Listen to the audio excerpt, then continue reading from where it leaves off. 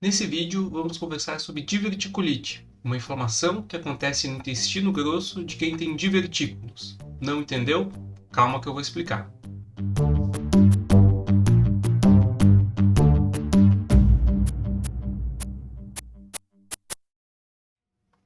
Tudo bem, pessoal? Meu nome é Thiago Ronck, eu sou médico radiologista e esse é o canal Traduzindo, Medicina que você entende.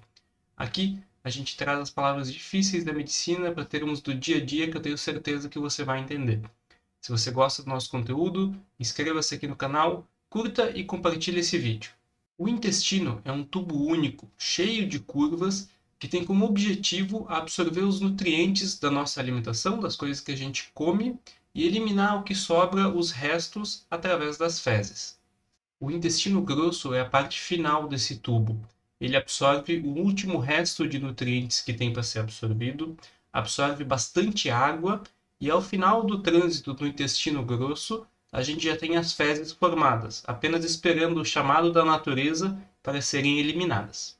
O alimento ele é empurrado por dentro desse tubo, por dentro dos intestinos, através de uma onda de contração que a gente chama de peristalse, que vai empurrando o alimento no trânsito intestinal. Nessa peristalse, o intestino se contrai de uma forma organizada. Assim, o alimento vai indo sempre para frente e o processo de absorção dos nutrientes vai progredindo, vai avançando. Quando esse conteúdo intestinal, principalmente no intestino grosso, é muito espesso, a força que essa peristalse precisa fazer para empurrar ele para frente é muito grande.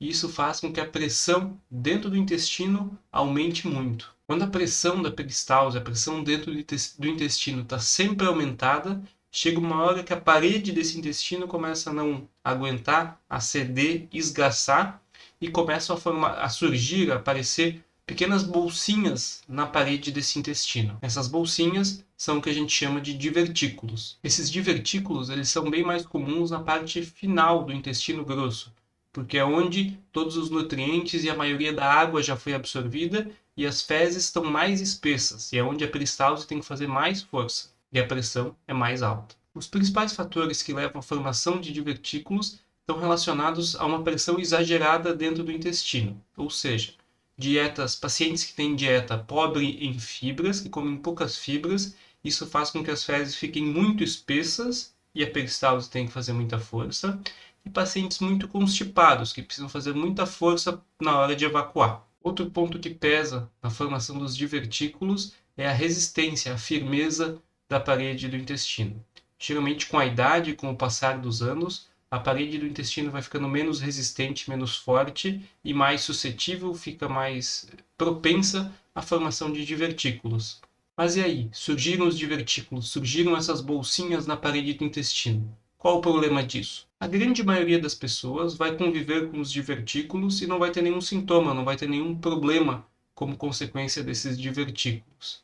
Esse processo de ter divertículos no intestino e não sentir nada a gente chama de diverticulose. Isso é muito comum em pacientes mais idosos que às vezes fazem exame por outro motivo e acabam encontrando divertículos perdidos no intestino e que não causam nenhum sintoma. Geralmente, como eu falei, esses divertículos são encontrados nos exames de colonoscopia, de tomografia ou até de enema que os pacientes fazem por outros motivos e não precisam de nenhum tratamento, nenhuma medida especial. Eles servem como um alerta para você cuidar melhor das suas fezes, ingerindo mais fibras, mais água e assim reduzir a pressão dentro do intestino. Mas, eventualmente, esses divertículos podem dar algum problema, eles podem inflamar. Como eu falei, o divertículo é uma bolsinha que brota da parede do intestino. Em algum momento, um resto de alimento ou um pedaço de fezes pode entrar nessa bolsinha e trancar e entupir.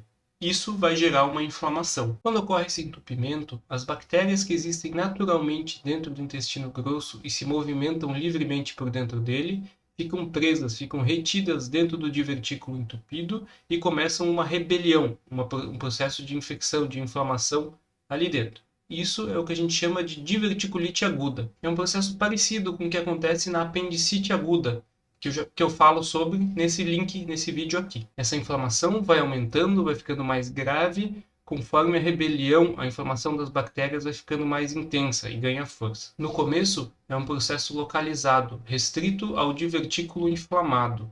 Conforme ele avança, pode acontecer de surgir pus ao redor desse divertículo.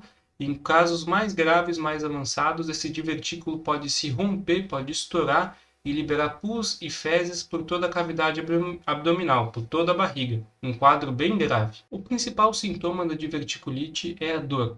É uma dor que inicialmente é localizada no divertículo. Ela pode acontecer em qualquer parte do intestino grosso, porque pode ter divertículo em qualquer região, mas é mais comum na parte final desse intestino grosso, ou seja, a parte esquerda e embaixo da nossa barriga. Conforme o processo avança, essa dor que era localizada começa a se tornar mais generalizada por todo o abdômen e pode haver febre também. O hábito intestinal de quem tem diverticulite fica bagunçado. Tem pessoas que têm diarreia, que evacuam demais, e pessoas que ficam mais constipadas e não conseguem evacuar, e gente que não sente mudança nenhuma. O tratamento da diverticulite vai depender em qual fase do processo você está. O processo localizado inicial pode ser tratado com antibiótico e remédios para dor em casa mesmo, com comprimidos. Processos mais avançados podem precisar de internação hospitalar, uso de antibióticos na veia, colocação de drenos para retirada do pus ao redor dos divertículos, ou ainda cirurgias de emergência para tratamento de um divertículo rompido, estourado, que liberou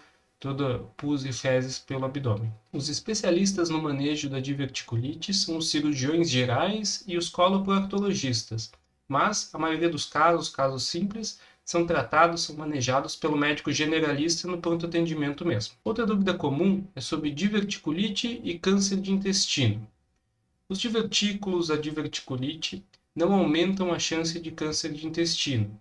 No entanto, às vezes, um câncer de intestino pode obstruir o trânsito intestinal e ser a causa de formação de divertículos e de diverticulite. Por isso, sempre é recomendado que após a resolução de um quadro de diverticulite aguda, o paciente faça uma colonoscopia para investigar se não tem um tumor de intestino associado. Eu falo mais sobre colonoscopia nesse vídeo aqui. E esses são os divertículos, a diverticulose e a diverticulite aguda. Espero ter esclarecido as diferenças e as suas dúvidas. Eu fico por aqui, não esqueça de se inscrever aqui no canal, curtir e compartilhar esse vídeo para os seus amigos, e a gente se vê no próximo Traduzindo. Até mais!